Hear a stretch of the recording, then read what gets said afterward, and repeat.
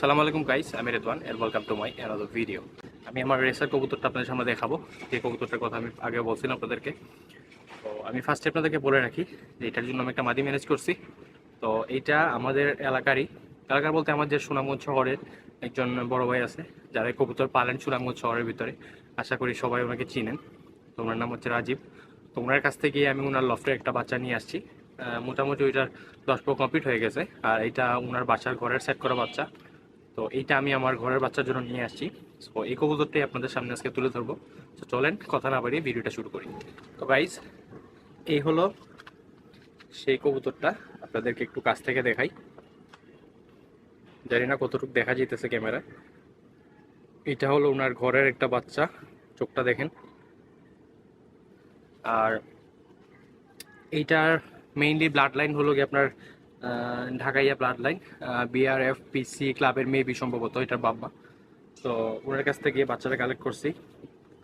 তো টোটালি বাচ্চাটা অনেকটাই সুন্দর। আর আমার যে মেলটা ছিল ওর কালারের সাথে 100-100 ম্যাচ করে এটা। তো এই জন্যই বাচ্চাটা কালেক্ট করা।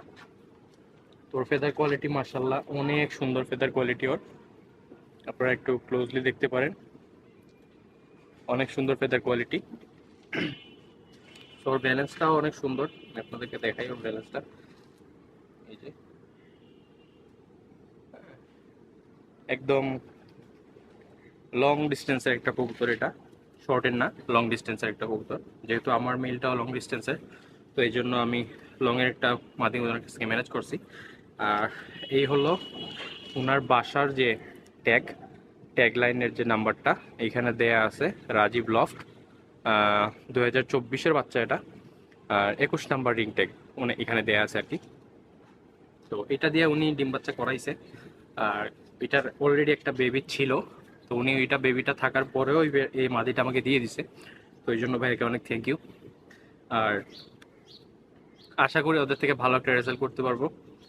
যেহেতু আমার এখানে একদমই রেসার নাই, আর আমার ঘরের বাচ্চা শুধু একটা এই নর বাচ্চা ছিল। তো ইনশাল্লাহ এখন যেহেতু পেয়ার করছি, এখন একটা আশা আছে যে ইনশাল্লাহ কিছুদিনের ভিতরে হয়তো বা আমরা ওদের কাছ থেকে বেবিও দেখতে পারবো। তো চলেন এখন আমার যে বাসার যে নটটা ছিল ওইটা আপনাদের সামনে শেয়ার করি। তো গাইস, এইটা হলো আমার বাসার যে বাচ্চাটা। এটা আবার হলো পাথর চোখের। এই যে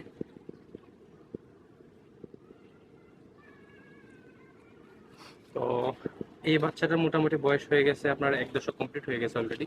আপনারা ওর ফেদার কোয়ালিটিটা দেখতে পারেন, ওর মোটামুটি 1 দশক কমপ্লিট হয়ে গেছে।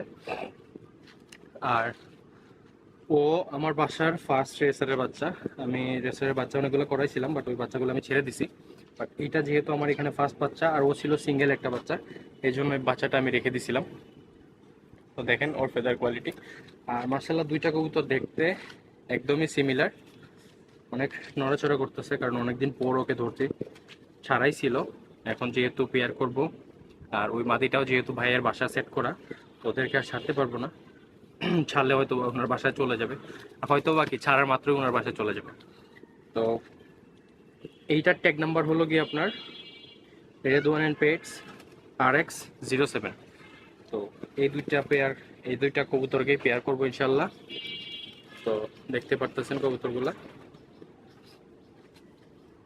সো গাইস, চলেন এখন ওদেরকে খাঁচায় রাখি, দেখি রাখার পরে কি অবস্থা দাঁড়ায়। আর ইনশাল্লাহ কিছুদিনের ভিতরে কবুতরগুলো পেয়ার নিবে। একটু ঝামেলা হইতে পারে, কারণ ওই মাটিটার অলরেডি পেয়ার করা ছিল, আমি পেয়ার ভেঙে নিয়ে আসছি। এই জন্য কিছুদিন আলাদা রাখবো, হয়তো বা 5-7 দিন আলাদা রাখার পরে হয়তো বা পেয়ার নিয়ে নিতে পারে। তো চলেন আপনাদেরকে দেখাই কবুতরগুলোকে। তো মার্শাল্লাহ এই হলো পেয়ারটা, দেখতে পাচ্ছেন। এটা হলো আমার বাসার যে নটটা এইটা, আর এইটা হলো মাদি কবুতরটা। দুইটাই দেখতে মার্শাল্লাহ অনেক সুন্দর।